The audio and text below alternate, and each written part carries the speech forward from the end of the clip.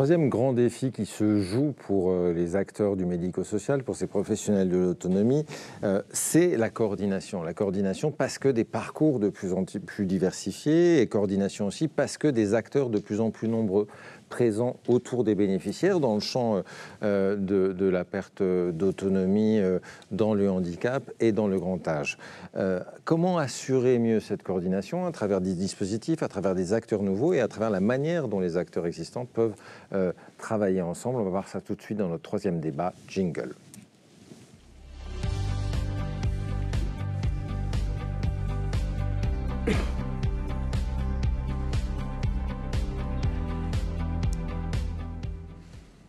Alors on va voir justement ensemble comment fonctionnent ces dispositifs, ces métiers de la coordination, les limites aussi que ça pose avec nos intervenants présents. Je vais vous les présenter. Alice Sopadzian, bonjour. Vous êtes maîtresse de conférences en sciences politiques à l'École des hautes études en santé publique. Vous suivez les politiques et dispositifs de coordination, notamment à travers une étude récente engagée depuis 2021 par l'Institut de recherche en santé publique avec le concours de la CNSA. On en dira quelques mots. Cécile Fournier est avec nous, bonjour. Vous êtes maîtresse de recherche en santé publique et sociologie à l'IRDES. Vous suivez beaucoup les enjeux de coordination dans le champ du sanitaire, notamment les maisons de santé, les infirmières de coordination, de pratiques avancées. Mais vous avez aussi accompagné une étude dont on va parler dans le champ du médico-social sur les modèles de coordination autour du domicile. Sylvie Canafard, bonjour. Vous êtes professeure des universités en sciences de l'éducation et de la formation à l'Université de Montpellier. Vous y travaillez sur un programme d'inclusivité des 1000 étudiants en situation de handicap de l'université et accompagner le déploiement, mais aussi la formation de référents handicap. Comment ces personnes jouent comme acteurs clés de la collaboration dans ce milieu ordinaire. Et Henri Bergeron, merci d'être avec nous, directeur de recherche au Centre de sociologie des organisations et co-directeur de la chaire santé de Sciences Po, soutenu notamment par la CNSA. Je voudrais commencer en essayant de mieux situer sur le terrain la manière dont cette coordination entre professionnels se met à l'œuvre. Avec vous déjà, Cécile Fournier, je dis vous avez beaucoup étudié cette question dans le champ du sanitaire, mais aussi du médico-social, avec un travail de terrain très intéressant que vous avez partagé avec plusieurs de vos collègues autour de dispositifs de la coordination entre trois acteurs clés de l'accompagnement au domicile, les infirmières, les aides-soignantes et les auxiliaires de vie. Alors on sait que les trois travaillent normalement au quotidien. C'est pas toujours évident. Vous avez pris le témoignage de beaucoup de ces professionnels-là pour voir justement comment le partage des tâches s'effectue.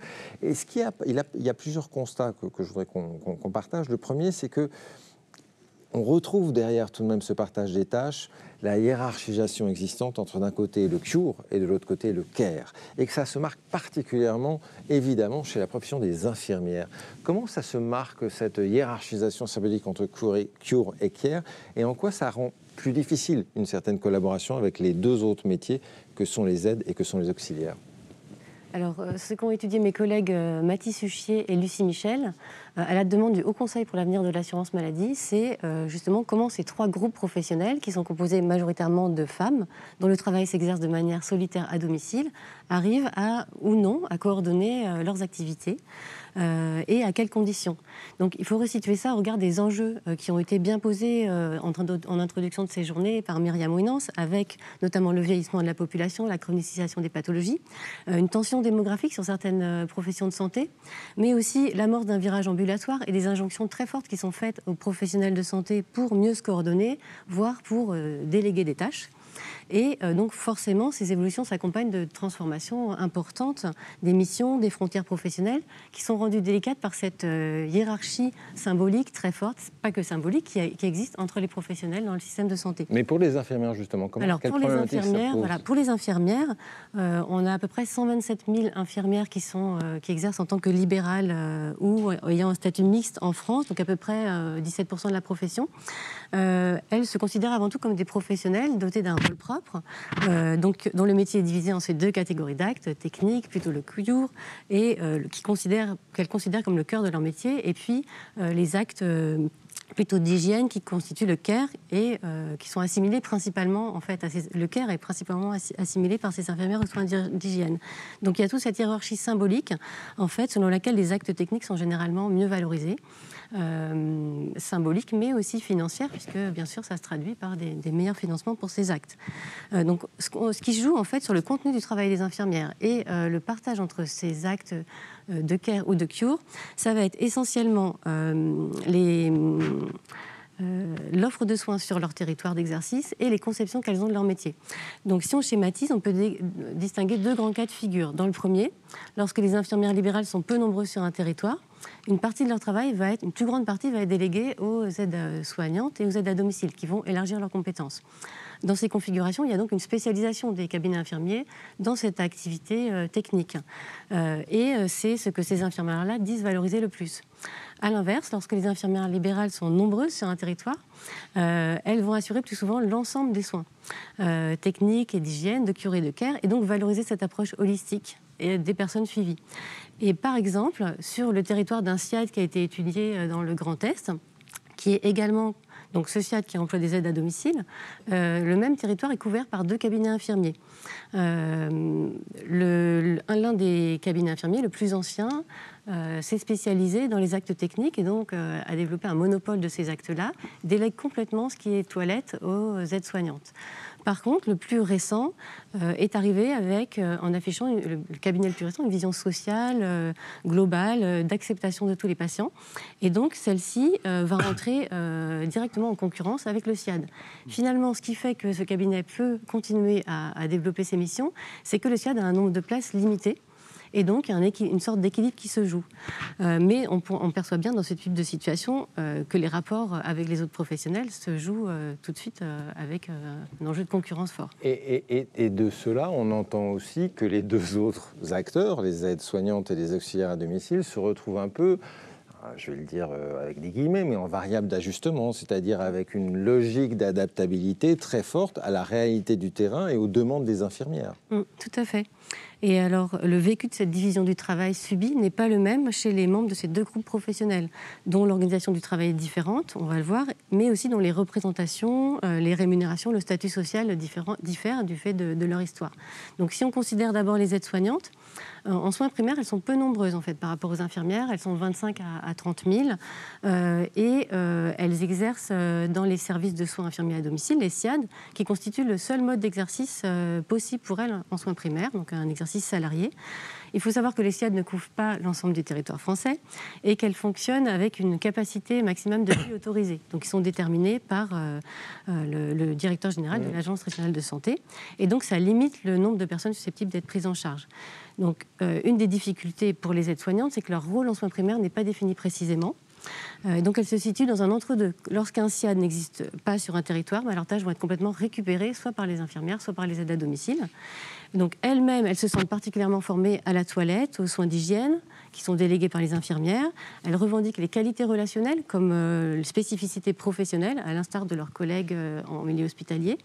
En réalité, leur travail est méconnu des autres professionnels.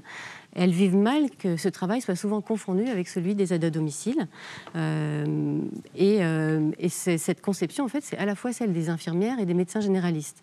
D'où des revendications qui vont s'exprimer d'abord pour elles dans le champ d'une reconnaissance de leur spécificité professionnelle. Elles font les infirmières quand il n'y en a pas et elles font les auxiliaires quand il y a les infirmières. C'est ça. Et les auxiliaires ? Et alors pour les aides à domicile, donc là elles sont beaucoup plus nombreuses, elles sont difficiles à dénombrer. On en a dénombré là dans l'étude à peu près 470 000, sont à 97% des femmes.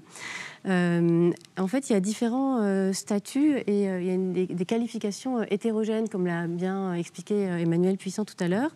Donc des catégories A, des agents à domicile, pour qui c'est parfois, pour des personnes sans profession, sans diplôme, la seule voie d'accès à un travail salarié. Donc généralement des femmes en situation de précarité, à qui on va confier plutôt les tâches de ménage. Il y a la catégorie B, donc là qui ont une certification, souvent via la formation continue ou des diplômes comparables, des CAP de service à la personne. Et puis des catégories C qui ont un diplôme d'état d'accompagnant éducatif et social. Donc là, sont statutairement au même niveau que les aides-soignantes. Ces services sont aussi présents de manière inégale sur le territoire national.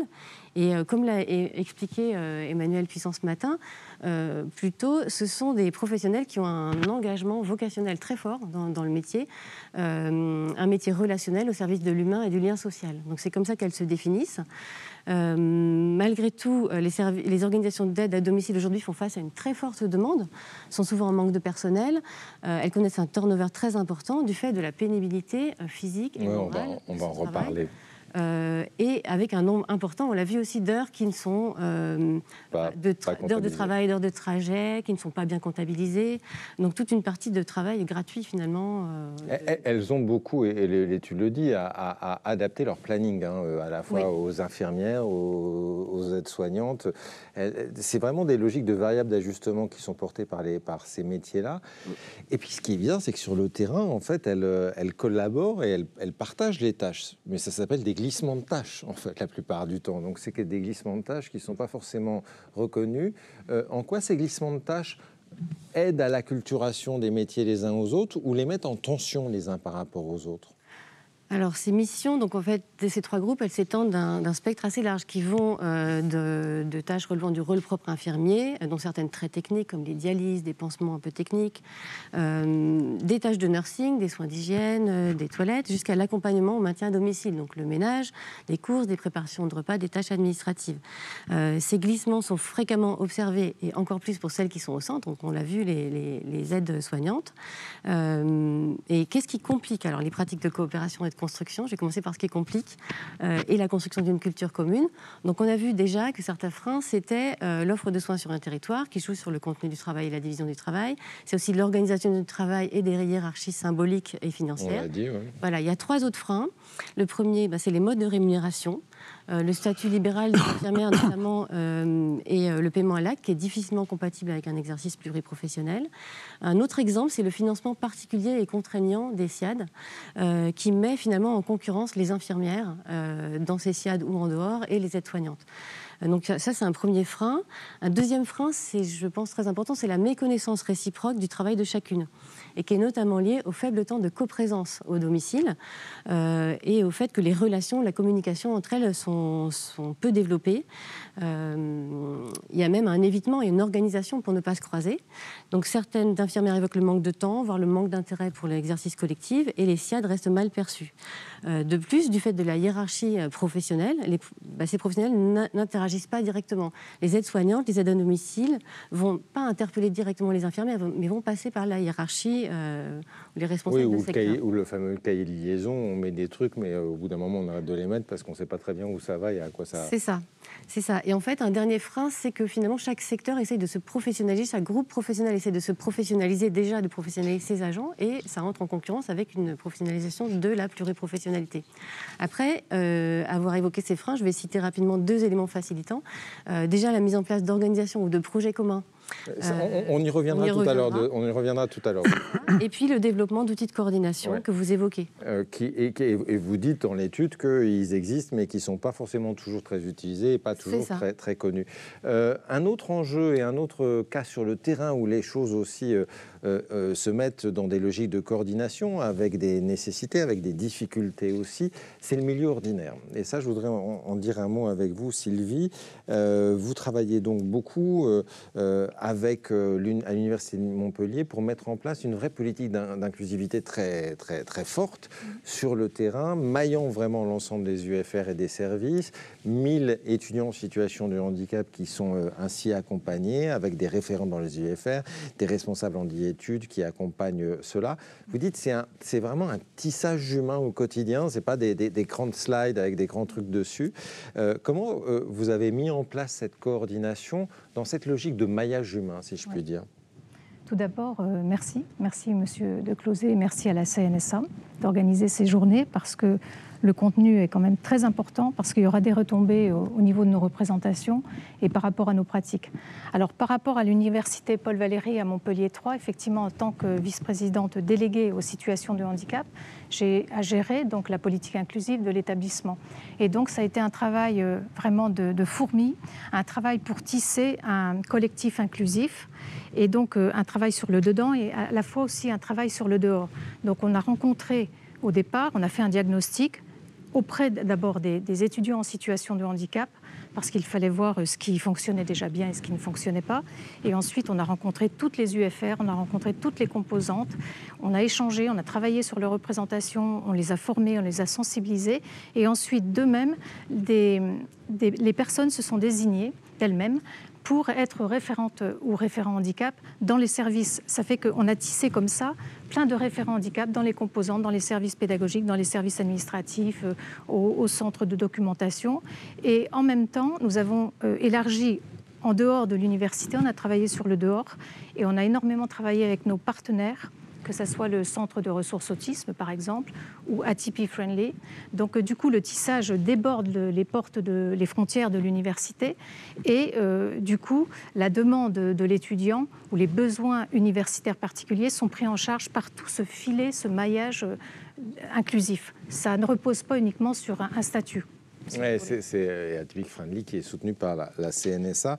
L'une des chevilles clés, et c'est très intéressant parce qu'on voit à l'échelle d'une université un enjeu de coordination qui se fait et qui se fait autour du centre de ce que sont ces référents handicap, qui ne sont pas des gens forcément qui ont une formation pour ça, mais qui, vous le dites bien, se sont désignés pour cela et pour porter cette mission-là. Il faut les coordonner pour qu'il y ait beaucoup de référents, mais qui réfèrent bien entre eux et avec vous. Qu'est-ce qui motive ces professionnels à aller vers ces postes et en quoi est-ce qu'ils sont vraiment les chevilles essentielles, si je dirais, du dispositif ? Alors, ce qui les motive, parfois, ce sont des motivations personnelles, donc subjectives, affectives, connaissant le handicap par des situations familiales ou étant eux-mêmes en situation de handicap. Et puis, il y a aussi des données professionnelles, parce que ce sont des postes qui demandent quand même une écoute de la singularité. Et à travers cette écoute de la singularité, je crois qu'il faut vraiment mettre en place des pratiques et des pratiques innovantes. Donc on n'est pas dans la répétition d'actes au quotidien, il faut vraiment écouter, entendre, accompagner et donc être au plus près du besoin.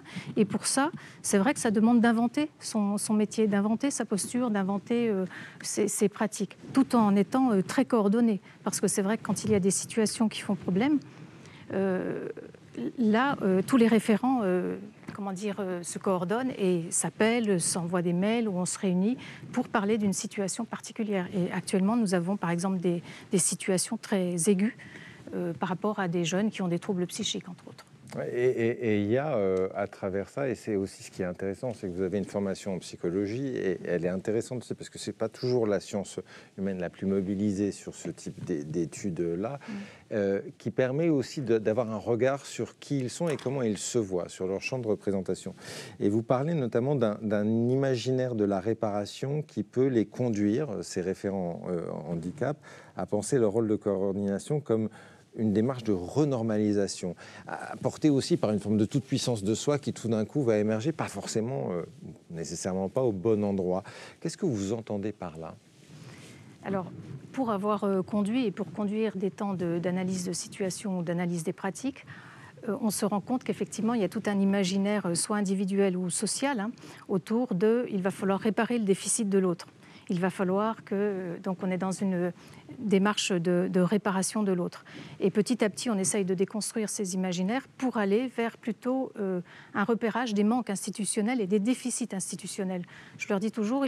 Nous avons à travailler sur nos déficits représentatifs. Il y a des choses que nous ne percevons pas, que les publics en situation de handicap, eux, vivent au quotidien. Et c'est ça qu'il faut accueillir et entendre. Et il faut repérer en même temps dans l'institution nos déficits institutionnels. La déficience n'est pas du côté du sujet, elle est vraiment du côté de l'institution. Et d'ailleurs, vous avez un master où vous travaillez à former notamment ces référents-là. Qu'est-ce que vous leur... dites, qu'est-ce que vous voulez leur inculquer pour qu'ils puissent travailler justement sur leur posture et leur représentation ? Alors, ce master, il y a des contenus scientifiques, des contenus interdisciplinaires. Il y a effectivement une approche clinique ou des contenus au niveau juridique, mais il n'y a pas qu'un travail où on délivre des contenus, il y a un travail sur l'analyse des représentations, évidemment, l'analyse de situation, ils vont en stage, et j'ai envie de dire que c'est aussi une formation qui fonctionne par identification à l'autre. C'est-à-dire que le prof qui vient enseigner dans ce master, j'ai constitué une équipe pédagogique, a traversé aussi le champ du handicap, a traversé le champ du médico-social et a construit une posture. Et du coup, c'est aussi par l'identification à l'autre et au geste professionnel de l'autre. Ce n'est pas que des savoirs qui arrivent d'en haut. Je vais vous livrer une petite pochette sur l'éthique inclusive, je vais vous livrer une petite pochette sur la psychologie de l'autiste, la psychologie des 10. C'est autre chose, c'est un travail sur l'engagement, sur la responsabilité, sur le rapport à l'autre, sur comment on perçoit l'autre et comment est-ce qu'on comprend aussi les rouages institutionnels et nos fonctions. Parce qu'une fonction inclusive, c'est, elle n'appartient pas à un statut. C'est un travail en collectif. Et le dire, peut-être, Pierre-Yves Beudot, qui n'est plus là, me disait, il voit lui-même, il y a des formations pour les référents et des formations pour les métiers du médico-social ou pour les directeurs, et elles ne se croisent pas du tout. Est-ce qu'il y a un enjeu aussi dans ces masters-là aussi à faire croiser aussi la réalité des acteurs du médico-social avec la réalité de ces acteurs? Je reviens un peu sur la table ronde précédente. Nous, elles se croisent. Nous, elles se croisent. On travaille avec l'Institut régional du travail social. Des formateurs de l'IRTS interviennent aussi dans ce master. On travaille avec, par exemple, l'URIOPS. On a un conseiller technique de l'URIOPS qui intervient aussi dans notre master. Donc, il y a vraiment aussi un tissage et je tiens à ce tissage. Et moi, je viens du médico-social. Alors, je voudrais qu'on prenne une vue un peu plus haute sur ces enjeux et ces métiers et dispositifs de coordination et le voir avec vous, Alice, parce que c'est quelque chose que vous suivez à la fois sur le terrain, on va en parler dans le cadre de cette étude, et puis aussi comme chercheuse avec un regard un peu plus global, parce que la coordination dans le champ du médico-social, c'est une idée neuve qui a déjà quelques années, qui remonte même, vous le situez à 1981, les premiers coordinateurs, on était en gérontologie à l'époque, avec des premières politiques publiques. Comment s'est fait le développement et le déploiement de ces métiers de coordinateurs dans le médico-social d'un genre à part, et dans le grand âge et dans le handicap? Oui, on peut même remonter avant. Comme vous le dites, la mise en évidence de cette nécessité de mieux coordonner le secteur social, médico-social et sanitaire dans le champ de la perte d'autonomie et du handicap, elle est tout sauf récente. Elle est liée à la diversification de l'offre de services et de soins qui s'est développée progressivement dans une logique de maillage du territoire dans le dernier quart du siècle, du XXe siècle, mais aussi à l'émergence d'un certain nombre d'enjeux. On en a parlé aussi ce matin, démographiques, financiers, dans les années 80-90, et c'est vraiment à ce moment-là que se cristallise cette mise en évidence de la nécessité de coordonner.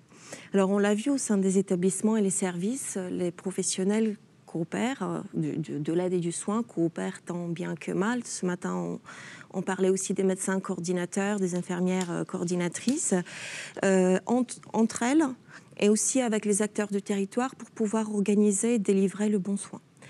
La particularité des professionnels que j'étudie, moi, c'est qu'ils n'évoluent pas en fait au sein de ces établissements de services et de soins qui sont bien connus, mais au sein de structures d'un genre un peu à part, qui prennent des formes organisationnelles différentes. Et ce sont les dispositifs de coordination qui ont été créés dans le cadre de politiques nationales, dont l'objectif explicite est l'amélioration de la coordination et de la lisibilité du système. Alors j'appelle par commodité ces politiques, des politiques de coordination. On les a aussi appelées, les appellations changent dans le temps, des politiques d'intégration, des politiques de parcours. Et un terme un peu plus large serait sûrement celui de politique d'organisation. Alors, je l'ai dit, les premiers apparaissent dans les années de ce type-là, apparaissent dans les années 90-2000 avec les clics, les réseaux. Mais c'est véritablement dans les années 2010 qu'on va assister à la création d'une pléthore de dispositifs dans les deux champs. Alors, je les nomme, je m'excuse, la liste est un peu longue. PAERPA, MAIA, PTA, CTA, PCPE, Communauté 360, PTSM, DAC pour les plus récents. Et en fait, le point commun de ces différents dispositifs, c'est qu'ils s'appuient sur des principes d'action un peu communs. D'abord, l'idée d'un guichet unique ou intégré à créer sur le territoire, physique ou téléphonique, où on va délivrer l'information sur l'offre disponible de soins, disponible de services et de soins disponibles sur le territoire. L'idée aussi de coordination autour de situations individuelles, souvent complexes, mais aussi d'une coordination territoriale à visée plus organisationnelle et stratégique. Donc, la création donc, de ces fameux professionnels de la coordination mais aussi de nouvelles instances, de nouveaux outils de la coordination. Un vocabulaire spécifique qui les accompagne et qui est souvent chargé symboliquement. Et puis, surtout, l'absence d'autorité hiérarchique entre ces dispositifs et les entités qui sont censées coordonner les services dont on a parlé, les médecins généralistes. Ce qu'on disait avec les médecins co. Pour reprendre une formule, on en parlera avec Henri Bergeron tout à l'heure, il parle de l'injonction contemporaine à la coordination. Oui. On est passé de pas beaucoup de coordination à beaucoup de coordinateurs et de dispositifs de coordinateurs. On arrive un peu à se dire encore un, mon Dieu, d'une certaine manière. Oui. Et avec le risque d'une addition qui devienne un empilement un peu en la matière.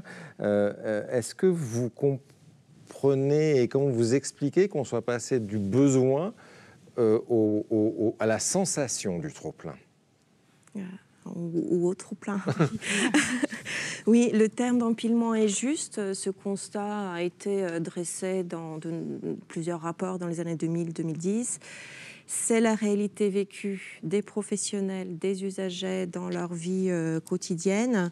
Les chercheurs aussi en parlent, en effet, pour évoquer et décrire ce phénomène en parlant de cercles visionnels bureaucratiques, vos autres collègues, de saturation organisationnelle ou d'injonction contemporaine, en effet, à la coordination.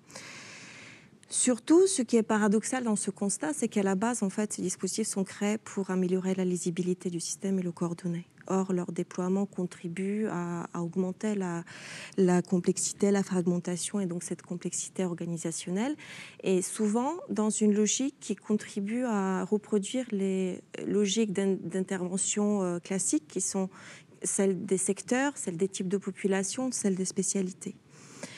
Alors récemment, une partie de ces dispositifs ont été fusionnés dans un nouveau dispositif, le DAC, en 2019, avec la loi OTSS, qui est un dispositif tout public, tout âge, et toute pathologie. Donc il faut souligner cet effort de simplification et de transversalisation, et de transversalité, pardon. Mais cette logique sectorielle dont je parle, elle demeure présente et structurante. Pour l'expliquer. Et ce qui est intéressant, c'est que vous êtes à partir de là, justement, parti essayer de comprendre ce qui se passe vraiment en regardant sur le terrain et en regardant et en recueillant les témoignages de ces professionnels. Qu'est-ce que c'est que pour eux leur métier de coordinateur, leur métier de coordination, qu'est-ce qui fait le miel, c'est le terme aussi que vous employez, de ce qu'est la spécificité de ce métier. Qu'est-ce qu'ils vous racontent sur le terrain et qu'est-ce qui vous étonne dans ce qu'ils vous racontent de la réalité de leur métier de coordinateur ? Oui. Alors, le miel, ça venait de vous, hein, mais d'accord. Bon, bah voilà, c'est moi. Je vous ai partagé que j'aime beaucoup la formulation. Alors, la première chose que ces professionnels mettent en avant, en effet, ce sont les difficultés, c'est-à-dire tout ce qui fait frein à la coordination et qui se situe à plusieurs niveaux, qui renvoient aux différentes dimensions de la mise en œuvre de ces politiques publiques, qui sont la dimension à la fois matérielle, les locaux, les financements, la compta, la dimension aussi institutionnelle, le nouveau cadre réglementaire qu'il faut qu'on s'approprie à chaque fois, ou alors la fameuse dimension symbolique, c'est la construction de cette culture commune en fait de la coordination. Mais avant ça, il y a une chose qui est dans vos textes que je trouve étonnante. Comment ils définissent ce qu'ils font et ce qu'ils sont. Vous m'avez dit quand on les rencontre, pendant 30 minutes, ils me racontent la fiche de poste. Et après, ils disent ce qu'ils font. Oui. Est-ce que c'est ça et qu'est-ce que ça dit, ça, en fait, de la perception des métiers, pour reprendre des représentations, ce que disait Sylvie un peu? Alors, il se raccroche à la fiche de poste et il se raccroche aussi beaucoup à ce qu'il faisait avant de devenir le professionnel de la coordination ou même aujourd'hui, alors qu'il y a une appellation qui est commune, ils disent ancienne ceci ou ancienne cela. Il se raccroche à ça notamment parce qu'il faut qu'il fasse d'abord un travail d'appropriation, de réappropriation en fait, de toute cette nouvelle terminologie, des nouveaux outils, des nouveaux objectifs, de nouveaux cadres d'action formels en fait, dans lequel ils sont emmenés à développer leur activité. Mais ils ne font pas que ça, en fait. Et c'est aussi la raison pour laquelle la critique de l'empilement et de la logique d'empilement ne suffit pas pour rendre compte de leur activité. Le travail qu'ils effectuent, en fait, c'est un travail, à travers de ce travail d'appropriation justement des nouveaux objectifs, des nouvelles fonctions, ils mènent un véritable travail d'apprivoisement de la complexité pour soi, mais aussi pour les professionnels avec lesquels ils interagissent et pour les institutionnels aussi d'ailleurs. Ce travail donc d'apprivoisement de la complexité, une compréhension, je dirais, à 360 degrés de cette complexité qui, dans toutes ses dimensions, qui est, ma foi, une compétence qui est assez rare, en fait. Et ça veut dire quoi concrètement dans ce qu'ils font comme métier? C'est l'appréhension de la complexité, ça veut dire passer beaucoup de coups de fil, aller voir beaucoup de gens. C'est quoi par rapport à la fiche de poste, si je peux dire justement? Alors concrètement, dans la fiche de poste, c'est beaucoup de choses qui ne sont pas inscrites justement dans la fiche de poste. Comment effectuent-ils ce travail? Ils l'effectuent, je l'ai dit, d'abord à partir de leurs identités et expériences professionnelles antérieures. Ils peuvent s'appuyer sur des formations lorsqu'elles existent au moment de leur prise de poste également. Et puis souvent, ça s'appuie aussi sur des tissus relationnels de collaboration qui existaient déjà auparavant sur le territoire. Surtout, ce travail s'effectue de manière collective et je voudrais vraiment insister sur ça. Collective en interaction donc avec les autres professionnels au sein de ces dispositifs qui sont leurs collègues, à qui on va aller demander un conseil quand on rencontre une situation à laquelle on n'est pas habitué. Je pense notamment aux enjeux d'ouverture à la polyvalence. Mais il se fait aussi en lien avec les partenaires du territoire, en fonction des demandes qui sont adressées, du type de problématiques qu'il y a à résoudre, des types de réponses qui sont présentes, mais aussi mobilisables sur le territoire, vous en parliez tout à l'heure. Il s'agit donc d'un travail, lui aussi, avant tout relationnel, et j'insiste vraiment sur ça, qui s'effectue dans les espaces formels et formalisés dans le cadre de ces dispositifs, ça c'est un fait, c'est un résultat fort, mais qui passe aussi via des canaux et des temps beaucoup plus informels. J'ai parlé en fait de ces relations interpersonnelles et dans lesquelles on peut arriver à lever certaines réticences, la première desquelles la méconnaissance, la méfiance, pour susciter la coopération.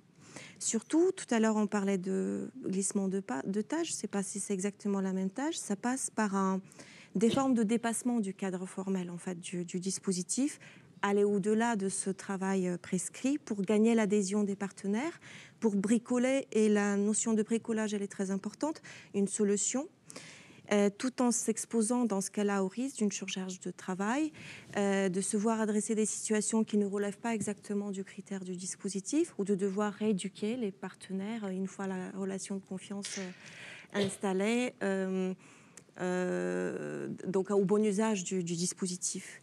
Et je termine par là, c'est sur ce travail-là, mais qui est souvent invisible parce que difficilement formalisable en fait dans les processus de travail, que s'appuie l'acceptation progressive, lente mais progressive de ces dispositifs sur le territoire, de leurs objectifs normatifs aussi. Et c'est aussi grâce à ce travail que se tissent de nouveaux canaux de collaboration, souvent malgré les réticences. On est un peu dans le tissage humain qu'évoquait Sylvie. Peut-être, Cécile, revenir d'un mot rapide avec vous, parce que la deuxième partie de l'étude, ça a été de regarder deux structures qui travaillent justement à la collaboration sous deux formes différentes. On ne va pas revenir un peu sur le détail de ces structures-là. Ce qui m'intéresse, moi, c'est de comprendre autour de quel type d'action, notamment de formation, s'est fait tout d'un coup des espaces de rencontres interculturelles et interprofessionnelles entre ces différents métiers, donc d'aide à domicile, d'aide-soignante et d'infirmière. Alors, je rejoins tout à fait les constats énoncés par Alice, ce renforcement des silos, ce nécessaire apprivoisement de la complexité, ce travail collectif qui est relationnel et qui est invisible. Et en fait, dans ces structures que l'on a étudiées, ça représente vraiment un travail qui s'exprime à différents niveaux, un travail d'articulation, on pourrait dire, différents niveaux et différentes natures. Donc je vais en décrire plusieurs natures. La première, c'est dans la fédération que nous avons étudiée, toute une réflexion sur la gouvernance, sur la coordination, sur le degré de centralisation des nombreux services qui sont dans cette fédération. Donc quelles sont les responsabilités de chacun et comment le plus possible décentraliser finalement et remettre la décision dans les dispositifs qui sont au contact des personnes. Dans une autre structure, ça passe par des infirmières coordinatrices qui en fait articulent les prises en charge des patients suivis dans plusieurs services avec des intervenantes différentes. Et là, finalement, ça permet aussi de déployer des collaborations entre ces professionnels, mais avec d'autres acteurs du territoire. Par exemple, des maisons de santé pluriprofessionnelles qui se sont créées nouvellement sur le territoire. Donc là, on a des professionnels qui sont en fait passeuses entre ces différents services. Mais aussi, ce qui est commun à ces deux organisations, c'est que cette construction d'une culture commune qui dépasse la culture professionnelle passe par une acculturation aux autres métiers et aux autres situations.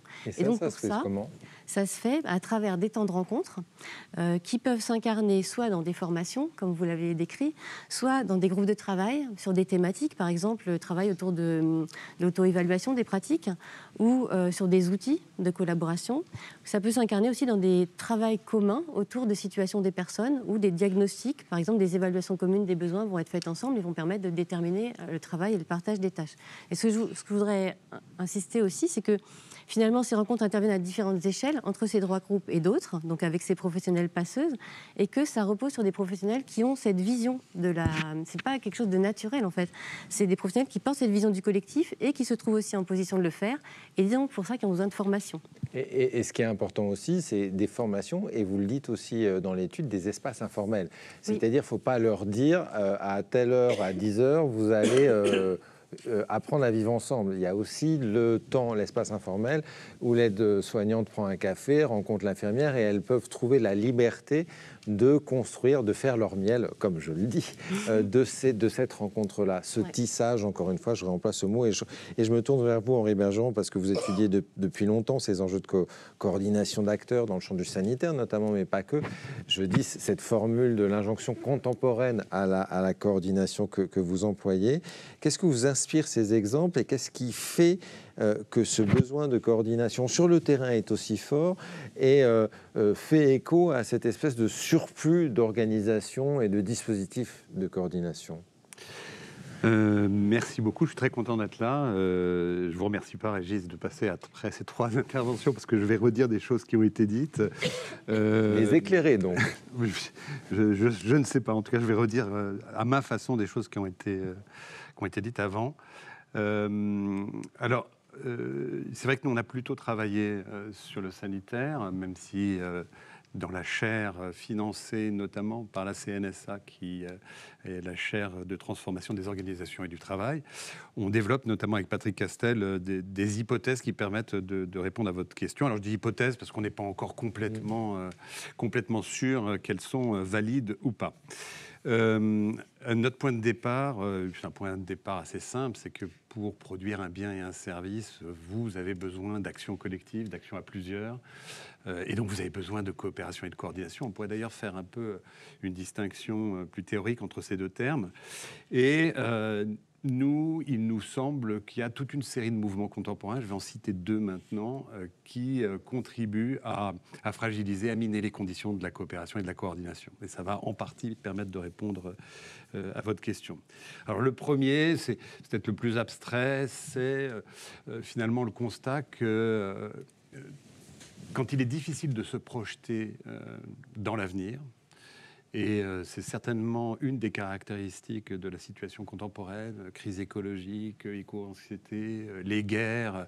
Eh bien, la tendance, c'est de se replier sur l'ici et maintenant. Alors ça, c'est un résultat que la sociologie de la santé a montré depuis longtemps. Voilà, on voit que effectivement, les gros consommateurs récalcitrants de cigarettes sont plutôt tendanciellement concentrés chez les personnes qui ont des revenus faibles, parce que effectivement, qu'est-ce que ça m'apporte de gagner quelques années de vie vie en bonne santé de 80 à 85 ans, si je ne sais même pas, si j'arrête maintenant à 50 ans, si je ne sais même pas si je vais avoir ma retraite. Et donc il y aurait aujourd'hui un peu une généralisation d'une tendance à l'ici et maintenant, et ça, c'est pas du tout favorable à la coordination et à la coopération, parce que dans une organisation, manager ou faire coopérer quelqu'un qui, entre guillemets, est sur le départ ou ne s'investit, ne se projette plus dans l'avenir, eh bien, c'est quelque chose de très difficile. Hein, le contrat de travail qui permet que les gens aillent au-delà de ce que la feuille formelle suppose, leur fiche formelle de travail suppose, qui vont s'engager, comme disent aujourd'hui les DRH, il suppose d'être adossé à un contrat social qui fonctionne, c'est-à-dire un contrat social qui, grosso modo, fait rêver les gens d'un avenir meilleur, plus équitable, plus juste, ou je ne sais quoi encore. Il y a une temporalité à la coordination. Tout à fait. Voilà. Tout à fait. Voilà. Comment dire, la coopération se déploie dans les organisations à partir du moment où les gens font une projection intertemporelle, c'est-à-dire que ce que je te donne maintenant, je le récupérerai peut-être plus tard. Voilà ça. Et ça, si ça disparaît, ça fragilise les conditions de la coopération et de l'engagement des personnes. Le deuxième mouvement, c'est finalement un mouvement qui est assez classique. Énormément de chercheurs ont travaillé là-dessus, qui est un mouvement de rationalisation, de diminution des coûts, de transformation organisationnelle incessante. On le voit dans le public, dans le privé, on le voit dans beaucoup de secteurs de l'action publique, hein, pas simplement bien sûr dans les champs sanitaires et médico-social. Et ça, ce mouvement-là, finalement, il a, lui aussi, il contribue à miner les conditions d'épanouissement de la coopération de trois façons principales. Alors une première façon, ça a été signifié déjà à plusieurs reprises, c'est que finalement, il y a une réduction du travail à l'activité de produire. Voilà, c'est quoi travailler? C'est remplir un tableau Excel, c'est faire un article de journal, c'est prodiguer un soin technique, mais tout ce qui relève du travail relationnel, nécessaire à l'induction de la coopération et de la coordination, est de plus en plus, fait de moins en moins partie de la juridiction légitime de ce qu'on entend par travail. Le deuxième mouvement, et là il est assez évident, il a été beaucoup documenté, c'est bien sûr, ces mouvements de rationalisation contribuent à l'augmentation de la concurrence autour de l'appropriation de ressources rares, soit que des réformes publiques, justement, aient cherché à introduire de la concurrence volontairement entre les acteurs, soit que la concurrence soit la conséquence de réformes.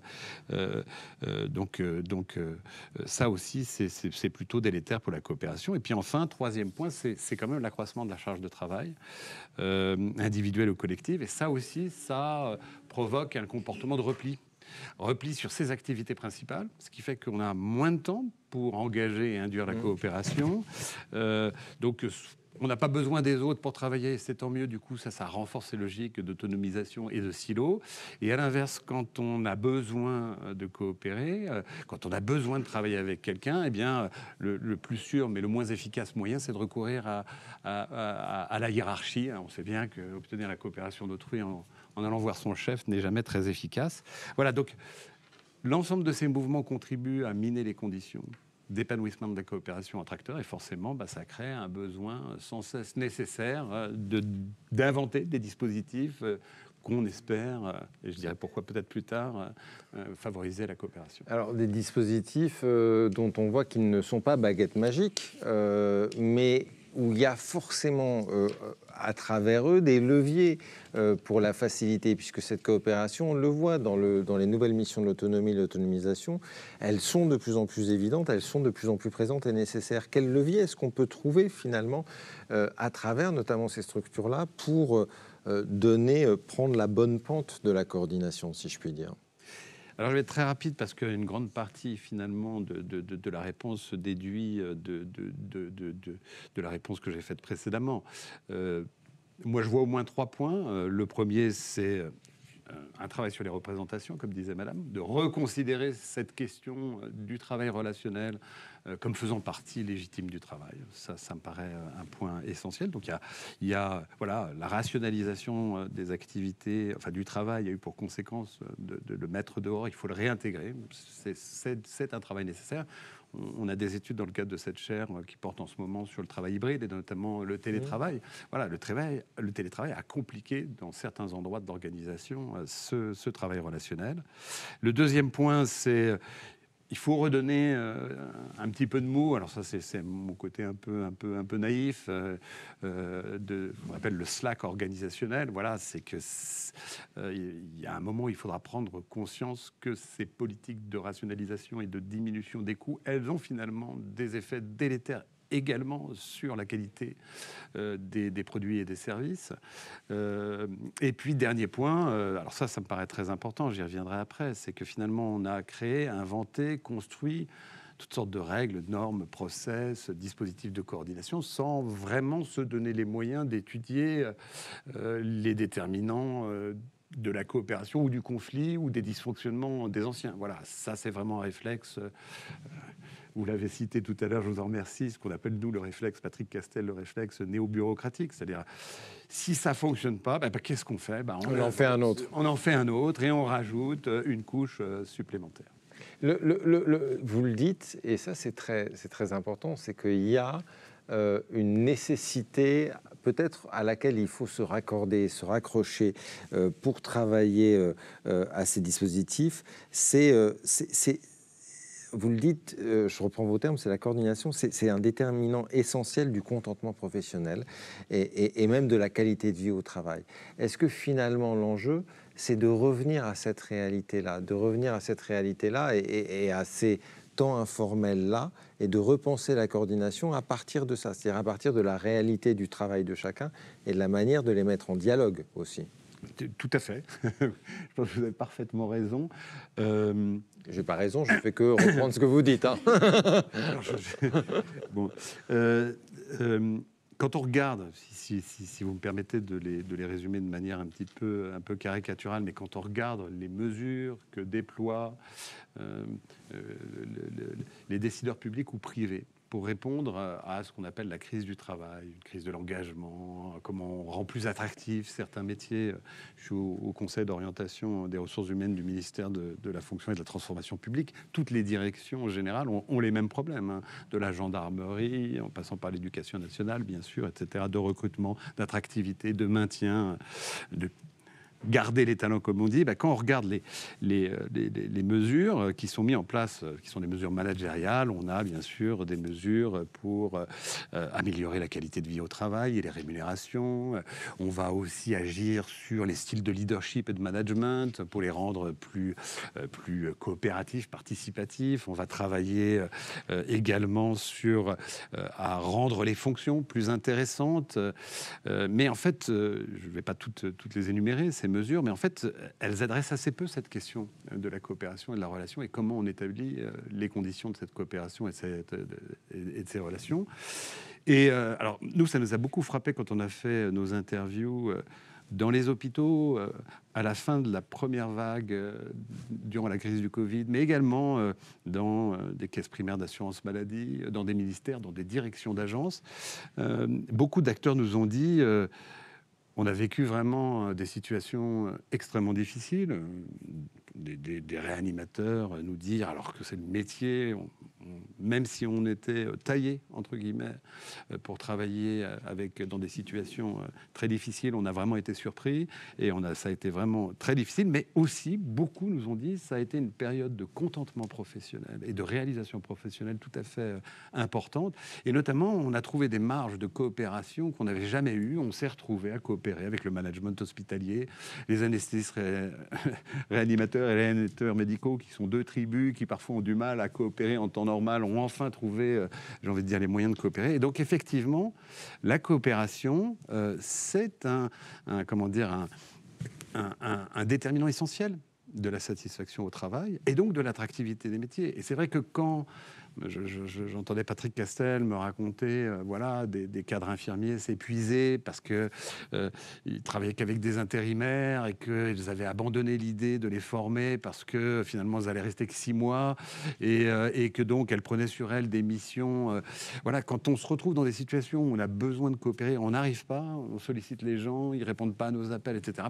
C'est épuisant et ça aussi, ça permet peut-être de qualifier un poil différemment cette question du sens au travail. Tout le monde dit qu'il faut reconstruire le sens au travail. Je ne sais pas si c'est vraiment une question de redonner du sens au travail. Vous faites des interviews d'enseignants du secondaire, de policiers. Beaucoup vous dire on garde la foi dans notre mission. Le problème, c'est la dégradation des conditions qui leur permettent de réaliser ce qui est le cœur de leur métier, comme tu le disais tout à l'heure. Oui, et c'est aussi ce qui fait que ces métiers de la coordination, parce qu'ils interagissent avec beaucoup, redonnent aussi du sens ou aident à donner du sens aux métiers qu'ils coordonnent aussi. C'est des porteurs, des greffeurs de sens un peu à ce niveau-là peut-être. Je voudrais prendre quelques questions que l'on a, parce qu'on en a pas mal en fait sur ce sujet-là. Donc, une question sur le... Alors, attendez, je l'ai trouvé, mais bon, je vais toutes les prendre. Hein. Les futurs SAD mixtes obligent à la coordination entre SAD et SIAD. Aucune obligation de la sorte pour les IDEL. Voilà, point d'interrogation. Plutôt vers vous, ça, Cécile, oui. Parce qu'on est plutôt prêté. En effet, pas d'obligation. Et du coup, ce qui est intéressant peut-être là, on pourrait dire, c'est d'étudier les expérimentations qui existent en ce sens et cette possibilité qu'on a d'expérimenter et du coup de décrire les conditions de possibilité de certaines nouvelles pratiques pour, on l'espère, les faire reconnaître et valoriser. Question sur vraiment, elle est importante parce qu'on n'en a pas parlé. Pour tous ces dispositifs de coordination, quelle attention est portée à l'investissement et à la place de l'entourage ? Parce que donc des aidants. Des aidants. Oui, et des familles et des aidants. Alors, ce sont des acteurs essentiels quand ils sont là et on y porte encore plus attention quand ils ne sont pas là parce que c'est souvent parce qu'il n'y a pas d'aide, de soutien en fait d'un proche aidant, que ce soit de la famille ou de l'entourage des voisins, que la situation est qualifiée de complexe. Normalement, dans les procédures d'évaluation, etc., de la situation, ces professionnels-là, quand elles vont à domicile, sont formés aussi pour prendre en compte tout le travail, là aussi, encore une fois, invisible de ces aidants, de ces proches aidants. Alors, de manière générale, sur la place de l'usager, en fait, dans ces dispositifs, du point de vue peut-être de la recherche aussi, on parle beaucoup de leur service rendu, en fait, en termes d'évaluation, etc. Mais le service rendu est d'abord celui qui est rendu aux usagers. Et à ma connaissance, il n'y a pas encore de recherche qui porte sur... si je vais plus loin, et rebondissant d'ailleurs avec ce qui avait été dit lors des précédentes rencontres, on ne parlait pas exactement de ce sujet, mais une des chercheuses évoquait notamment une aidante qui coordonnait jusqu'à 21 ou 25 professionnels. Et elle disait, je gère une PME, je suis patronne. Donc elle a un métier de coordination, un, sur lequel elle n'est pas reconnue, et deux, sur lequel elle n'est pas formée. Est-ce qu'il y a un enjeu aussi à intégrer, si oui, comment, parce qu'on ne peut pas intégrer tout le monde, dans ces logiques-là, dans ces démarches-là, ces personnes-là, quand on en est à gérer 21 personnes. En effet, vous avez raison de le souligner. Les travaux de mes collègues à l'EHESP, et pas que d'ailleurs, qui travaillent sur le travail informel, soulignent en fait la manière dont le fait d'introduire en fait des aides et des professionnels autour des personnes pour externaliser une tâche de soins, d'hygiène, etc., emmène ces aidants, ces proches aidants à se retrouver dans une situation où ils deviennent des gestionnaires de cas, de fait, mais des gestionnaires de cas invisibles, puisqu'elles font ce travail de coordination, etc. Alors, ce travail-là, contrairement à une tâche de soins, ne peut pas être externalisé. Et on peut d'ailleurs être un aidant très intensif, en étant à 500 km de sa maman, du fait de ces tâches de coordination qu'on peut faire en distanciel, par téléphone, etc. Comment les intégrer ? Je pense qu'il y a toute une série de mesures qui sont aussi portées par la CNSA, qui sont à destination de ces proches aidants. Et notamment une forme il y a aussi des formations. Est-ce qu'il faut tomber dans une forme de professionnalisation ?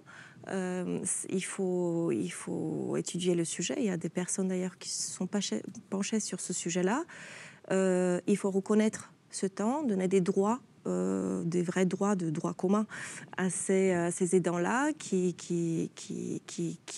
grâce à eux, en fait, qui a maintien à domicile.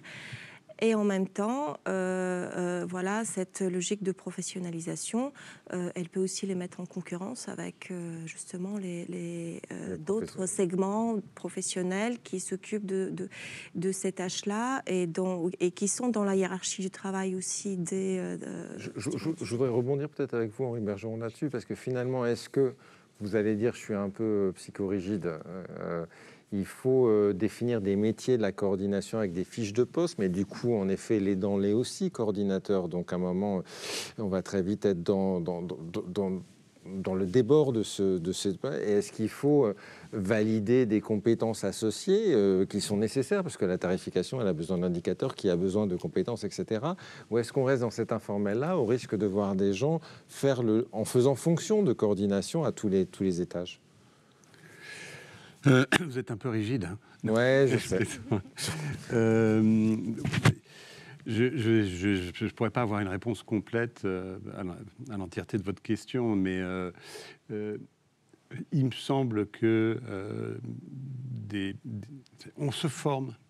Il est possible de se former à des méthodes favorisant l'induction de la coopération. Voilà. Déjà, on peut se former à regarder la coopération, parce que là on parle de coopération, on n'a pas vraiment mis quelque chose de précis derrière, on parle de coordination, on n'a pas... Voilà, donc déjà, je pense que la sociologie, la science politique, l'anthropologie, ils ont jeté un regard particulier sur ce que c'est que la coopération, donc déjà saisir ce que c'est vraiment la coopération, un échange durable, réciproque entre acteurs, ça donne des idées sur comment l'induire. Donc, je pense qu'il y a toute une série de compétences qui vont des soft skills, de la posture, sur lequel je suis beaucoup moins compétent, bien sûr, jusqu'à des compétences qui sont celles de chausser des lunettes, notamment fabriquées par les sciences sociales pour regarder un peu différemment les mécanismes d'induction de la coopération, ça pourrait aider. Voilà, nous on le fait souvent. Alors évidemment, si ça marchait à tous les coups, je serais sur mon bateau à voile en Méditerranée en train de vous parler, j'aurais gagné beaucoup d'argent, mais je ne pense pas en tout cas qu'on doive renvoyer la coopération ou la capacité à induire la coopération à des personnalités charismatiques, uniques. Voilà, je pense qu'il y a vraiment des formations possibles à faire sur ce terrain. Dernière petite question, quid du maintien d'une veille sociale avec les CESF ou les AS pour assurer une compréhension de l'ensemble de ces dispositifs pour les personnes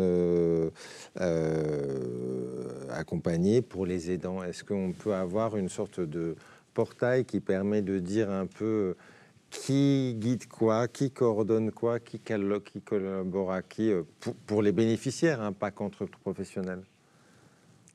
C'est une très bonne question. C'est pas la mienne. Hein. Qui doit répondre à cette question. Alors, des portails existent, et donc qui ont été créés d'ailleurs. Mais peut-être penser la lisibilité pour le bénéficiaire, c'est un peu ce qui est dit aussi. Ce sont des portails pour les bénéficiaires, justement, mais le système est tellement riche, et c'est d'abord une richesse en fait. Enfin, toute cette offre qui existe, que en fait, ça c'est une forme de croyance managériale un peu performative qui consiste à dire parce que je donne l'information, en fait, l'information elle va en fait se partager. C'est pas le cas avec la coordination, c'est la même chose parce que je formule l'objectif de coordination qu'elle va advenir et donc toute la création organisationnelle qui va aller, ce n'est pas le cas.